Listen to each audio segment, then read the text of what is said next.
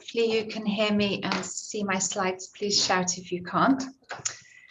So it's a pleasure to talk to you today about the Romeo study. And this very much follows on from David's talk, where he went through some of the challenges and tribulations of designing and conducting surgical trials. And just before I start, by way of a bit of fun, really, the title Romeo, of course, reminds us of the Shakespeare Romeo and Juliet play.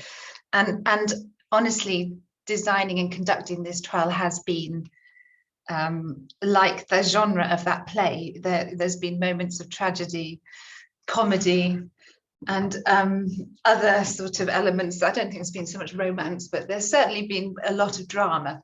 And I thought, as I go through the story, you can decide what you think the genre is of our Romeo study. And I did look up how you classify Shakespeare plays. This is quite interesting. So they're classified in different ways. You can either classify them by how they end, or you can classify them by the fate and the fortune of the main character, or by whether it's a real person the play's about or not. So there are a number of different, typically like methodologies, there are a number of different typologies for classifying Shakespeare plays. And so I thought you could have a think about our Romeo study and think which one it is. So just a few declarations. I've never been the chief investigator. It's been run by a team of people. We've changed chief investigators, and the study has been funded by the NIHR, for which we're very grateful for the funding. And I'm going to structure this talk by briefly explaining to you about the Romeo study, but only briefly. The main thing I'm going to think about it as how we dealt with the methodological challenges in this trial. Just 3 of them listed there: recruitment, how we design a main study, whether it's 2 or 3 groups, and then how we try to tackle the challenging issues of the surgeon learning curve, and how do you measure fidelity to the surgical intervention in a surgical trial. I will give you some of the results of Romeo as well, and then we can think about the implications. So the main research question, the PICO for Romeo, is in patients with operable esophageal cancer, localized esophageal cancer, is minimal access surgery, that was our intervention, better than, superior to open surgery, standard surgery, the comparator, in terms of patient recovery at 3 months, and that was our primary outcome.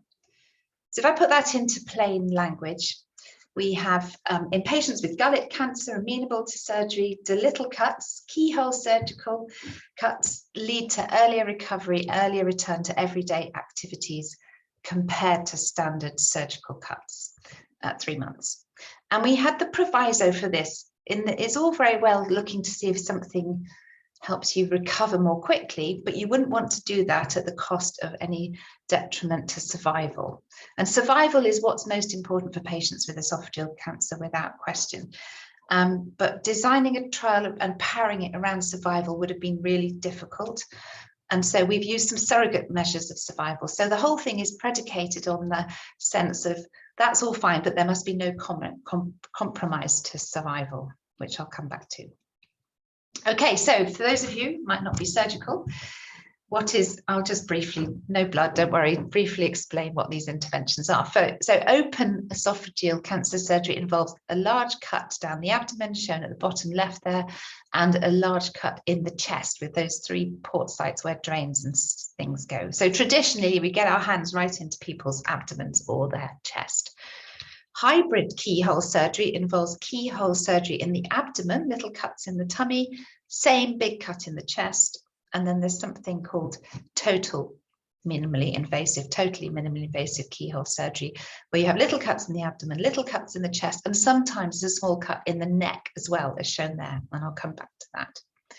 You can really combine all these things, and that's added to the complexity of this study. And the reason why we did the Romeo study was because 10 years ago, there were just 2 trials, these 2 trials that had been done in the whole world, apart from Romeo, one from the Netherlands, the top left there, the Time trial, and then the Miro trial from France. And they'd looked at different combinations of those interventions. They were small. The Lancet one was only 100 patients. The French trial is 200 patients. And we felt we needed a UK study that was pragmatic in design and that didn't have some of the risks of bias that those 2 studies suffered from. So we felt we needed more evidence, like we always do, and it was going to be challenging. One of the reasons why it was going to be challenging is because there's no doubt that surgeons think that keyhole surgery is better than open surgery. That's the kind of premise, that small cuts lead to less pain, better recovery, less chance of chest infection, that sort of thing. So the particular challenges: recruitment, because of the preferences; the design, which one of those interventions should we pick, hybrid versus open, hybrid versus total versus open? How do you measure the learning curve? How do you measure fidelity? Because no one really knows how to do that in a surgical trial. And I always thoroughly enjoy the methodological research within a trial. I enjoy all of it, but I probably enjoy the methodological research more. And as you think about the Irish Trial Centre, then there's a fantastic opportunity to do some methodological research, and you just have to think what. So one of my mistakes, I made lots of mistakes in life, but I'm about to show you a slide that our trial manager made. Oh yes, here it is. So I'll come back to that one. So Rachel, one of our trial managers, made this tree design with, these are meant to be leaves on a tree, and every one of those green leaves represents one of the methodological projects that I bolted into Romeo. We bolted into Romeo. There was definitely a lot of add-ons, and there's just so many different sub-studies, and the three I'm going to think about is recruitment, design, and the surgical QA. But we in Bristol do tend to take this opportunity to do methodological research as part of trials, which I love. It does complicate things. Let's go back to this picture. So the big thing about surgical trials, and David and I don't always agree on this one, but we sometimes agree, is that it's really good to do a pilot or a feasibility study prior to a main trial. And it just gives you a huge opportunity to iron out so many of the design issues and conduct issues. And the big question is, do you do that as an internal pilot, which continues into the main trial, or do you do an external pilot, stop, and then restart the main trial? And that's a debate, but they're really important, I think. So the way we designed it was with the pilot study, and we had two centres. One was in Plymouth, shown there, and they were Plymouth patient groups. The Plymouth group was going to randomise patients into two groups, open and hybrid keyhole surgery. And as I said, we had a methodological study looking at how to recruit with the quintet recruitment intervention. And then the way we designed it was, in Bristol, we were going to randomise patients into three groups. So we embedded a different randomization. So in Plymouth, it was in two groups. In Bristol, it was in three groups, because our surgeons wanted to randomize three ways, including the option of total keyhole surgery. And we were asking that question, what should the main study look like? Should the main study have three groups or two groups? And that was how we went about it. And then we did this business of taking photos and videos, which I'll come back to. So just briefly, you'll have heard about the QRI, which Jenny Donovan leads beforehand, but it is really valuable for difficult, challenging trials. Screening logs are key to be completed to understand reasons for ineligibility, reasons for non-recruitment, and then audio recordings, the heart of it being audio recordings of the consultations between the surgeon and the patient, where you can really understand what on earth's being said, not said, and how it's being said. And then you can feed back and teach surgeons to communicate. That's the thing. It is possible. Teach surgeons to communicate clinical equipoise. And what we find is that you can teach surgeons to communicate, to confidently communicate uncertainty. So that's the thing. You don't want patients to be stressed. They can confidently communicate uncertainty about which intervention's best, and therefore it's completely safe to be randomized. We've done lots of that in Bristol. So it went too well. That was our big first mistake. So here's our recruitment chart for the pilot study, in which we planned to recruit 40 patients. After 40 patients, in the grey there, we were way ahead of recruitment. And it was such a positive thing. We had such momentum going. We made the mistake of not stopping. We had planned to do an external pilot and stop, but we thought, we can't stop. The momentum's going. We need to continue. And so we did continue in Bristol and Plymouth. And during that time, we wrote the main grant application, went to the HTA. But that was a mistake. I would absolutely think we should have stopped. So that's our first mistake. You can spot the mistakes as well. It was just all too much, but we did recruit lots of patients. So that bit gets a tick. Next part is which design. How do you work out whether to use a 2 or 3 group study? And as I said, we did this different centres randomising between the different arms. And it was interesting. So it was acceptable. Both centres managed to randomise the patients into both groups. We were trying to see whether the inclusion criteria was applicable, was it acceptable to surgeons, because they had to free themselves up to be available on the day because specialist skills were needed for the 3-stage. That was one thing we were looking at, and that worked. And if you look at what happened in Bristol, this is in the main trial, but we had three groups being randomised, and that actually happened, that the actual ones that started the allocation, it was 86% did start their randomised allocation for open surgery, 89% for hybrid surgery, a lower percentage for keyhole, totally minimally invasive surgery, but it was acceptable. But then we looked at this bottom thing about, did the actual totally minimally invasive procedure stabilise? Because at the start of this trial, there was no really formal way of how you do that, a 3-phase totally minimally invasive or a 2-phase totally minimally invasive esophagectomy. The way we did that, I won't go through those details, was we deconstructed the intervention, like this bicycle's been deconstructed into its component parts. So we looked specifically at the different bits of the operation, and we looked to see how they changed during the course of the 2 years that we were recruiting. So you can imagine it, here we are with the component parts going round. We looked at the anastomosis. Was it being done in the same way at each time? Were people putting ports in different places? Were things being done differently? Or did they stabilize? They stop moving like this. And what we found, the incisions, whether it was in the neck or the chest, they did stabilize during that time. And the way we formed the conduit, which is when you pull the stomach up into the chest, that definitely stabilized during that time. But the other bit we concentrated on was the anastomosis. And as you can see here, the wheels are still turning. And what we found was over the 3 years then we did it in, the surgeons doing that procedure kept changing how they joined the stomach and the gullet together. They changed the stapling device, the number of sutures, the layers, whether it was end to end, end to side, it kept changing. They weren't happy with it. It never stabilized. So we decided at the end of all this, after the pilot study, that we couldn't do a main trial with 3 groups because, well, partly because not enough surgeons around the country did it, but also because of this changing intervention. It wasn't stabilized. So, and then the last bit we did in Romeo was the QA. How do you make sure that you don't have one group of surgeons who are more expert at, say, open surgery than the other group, and so the outcomes reflect their expertise rather than the intervention?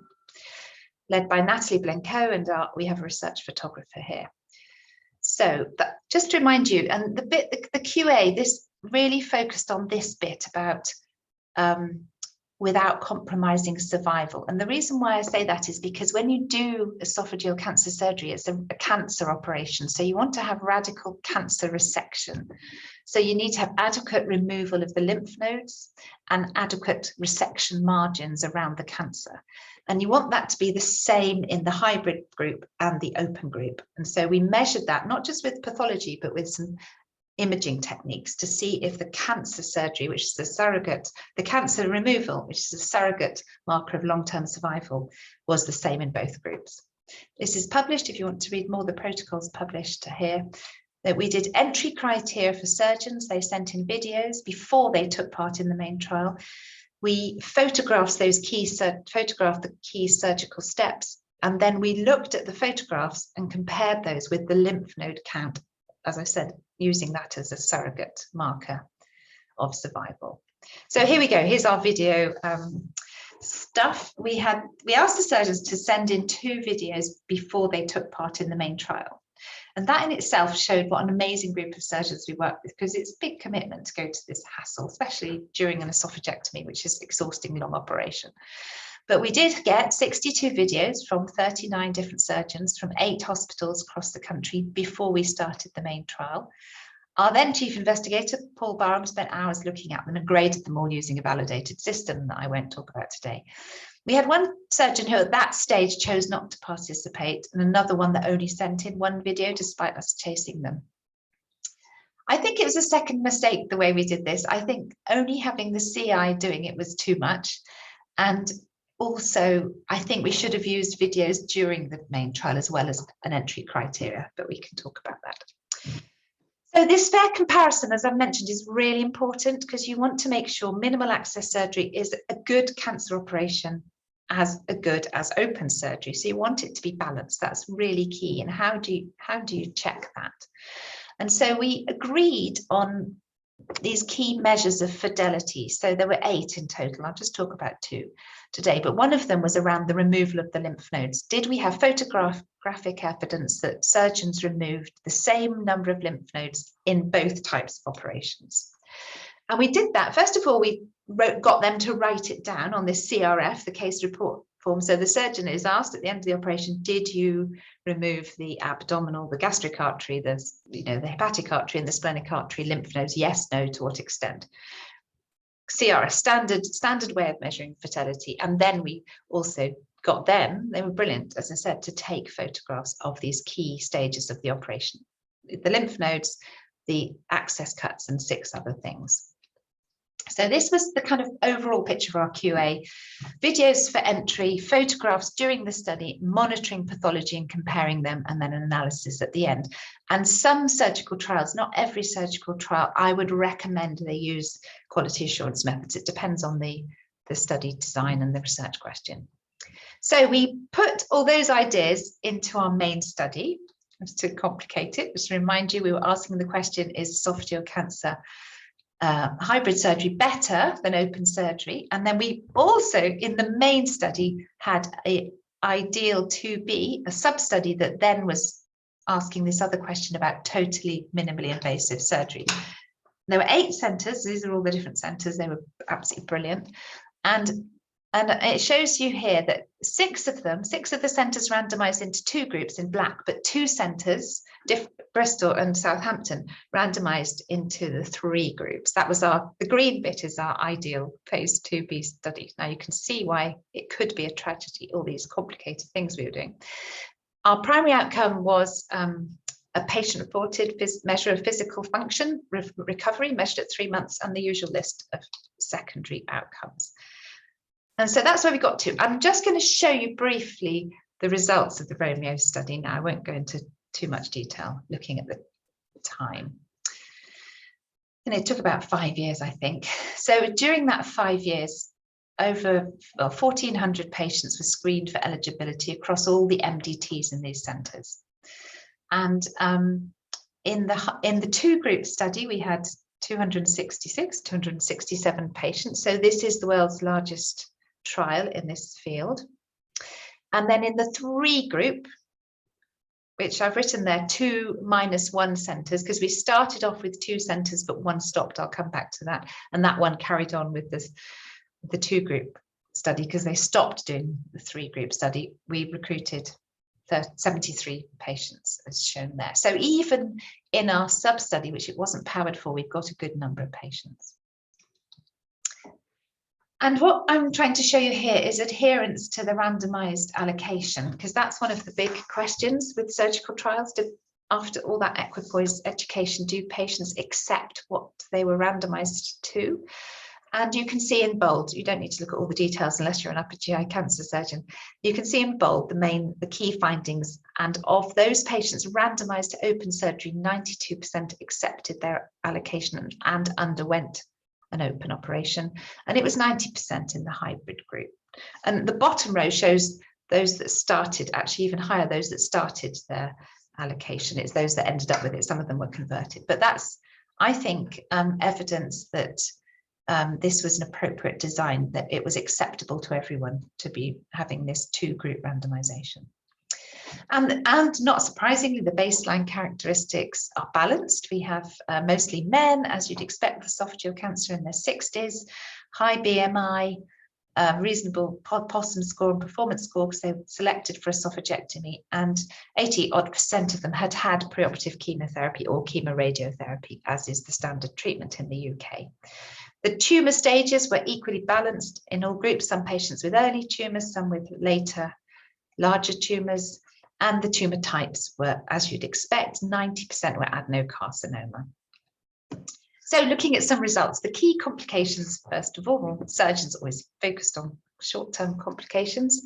The anastomotic leak rate, that's one of the big ones with esophagectomy, identical in both groups. The chest infection rate, identical in both groups. The conduit necrosis rate, that's a really significant complication, didn't happen very often, but was similar in both groups. Chyle leak, similar in both groups. Blood transfusion requirement, similar in both groups. Hospital stay, much to everyone's surprise, was similar in both groups, and there was no difference in 30-day, 90-day mortality or inpatient hospital mortality. This was not what people were expecting to see. They were expecting to see a benefit to hybrid surgery. So the primary outcome, as you know, all these things hinge on our primary outcome.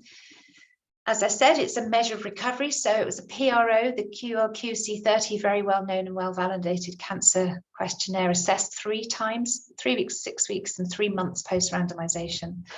And we had reasonable response rate, 90% response rate, and a high score equals better function. So I'd like to think my score on this questionnaire is nearly 100. I just ran to work this morning.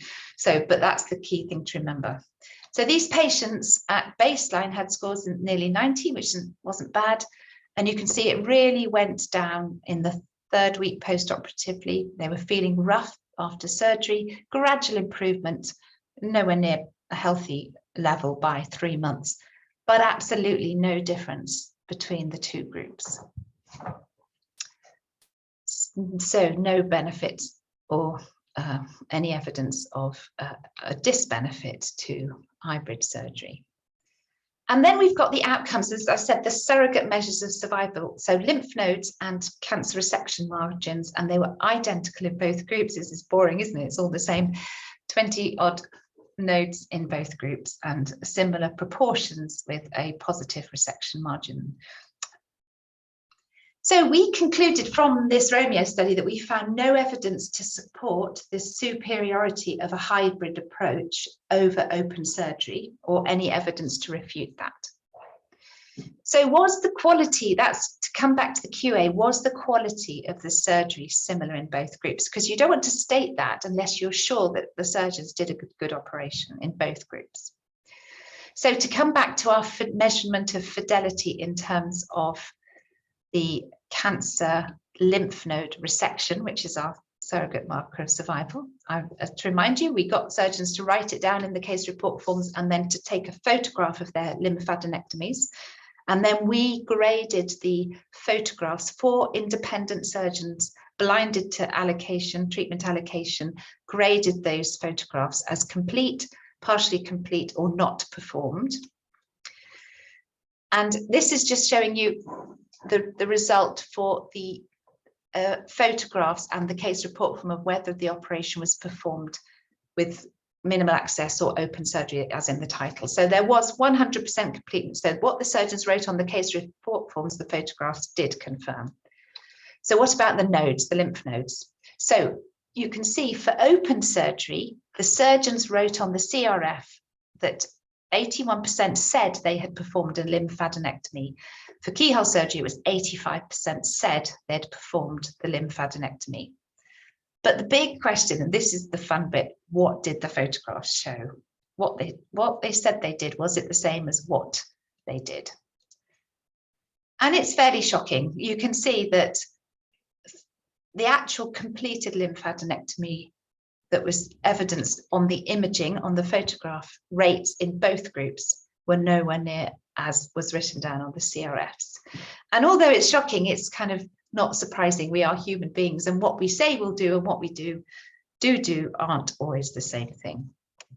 And this is evidence for that, and this is evidence for the need for surgical QA in surgical trials, I think, depending on the nature of the trial. So we found there was no evidence to support superiority of the hybrid approach. We found that the quality of surgery was similar in both groups. And just in the last few minutes, I'll show what happened to our third group, to the patients randomized to totally minimal invasive, totally keyhole surgery. So the findings of the so-called ideal 2B sub-study, that was one of our made-up methodological studies. So as I said to you, we had 2 centres that were randomising patients 3 ways, and just looking at the surgeons in those centres itself is very interesting. So when we started the feasibility study in Bristol, just one of the team was doing totally minimally invasive surgery. By the end of it, 4 of the 6 of us were doing it. In the other centre, they didn't take part in the feasibility study, but 3 of their 4 surgeons were able to do totally minimally invasive esophagectomy. But after randomizing 10 patients, they rang me and said, Jane, we just can't carry on with this, because the reason why is because the eligibility criteria would randomize most people, and they would not have selected those people themselves to do a totally minimally invasive procedure, because they weren't probably comfortable enough to do a totally minimally invasive procedure on everyone. Because when you randomize someone, you get the short and the fat patients that are difficult to operate on, as well as the slim ones with an early tumor. And they said, we're really sorry, we just don't feel safe randomizing people. And we will do the 2-group study. And they did a brilliant job and carried on taking part in the 2-group study. But this was an interesting finding. Just to run through the results of the 70 odd patients, sorry, the numbers aren't right there, it's a total of 70. The actual data are right though.